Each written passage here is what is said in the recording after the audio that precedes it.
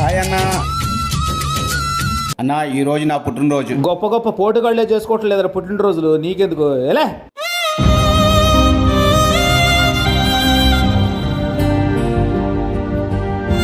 A few moments later.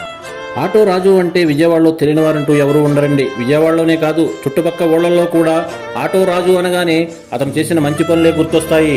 రాజు పుట్టుకతోనే వికలాంగుడు, కానీ తన ఔటుతనం గురించి ఎప్పుడూ బాధపడడు. రెండు కాళ్ళు పనిచేయకపోయినా ఎవరి మీద ఆధారపడకుండా ఆటో నడుపుకుంటూ జీవనం సాగిస్తూ ఉంటాడు.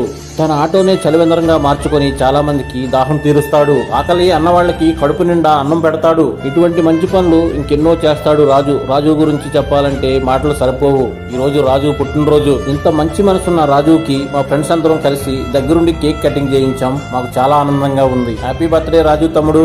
అరే స్నేహితుడికి కోవెలగట్టు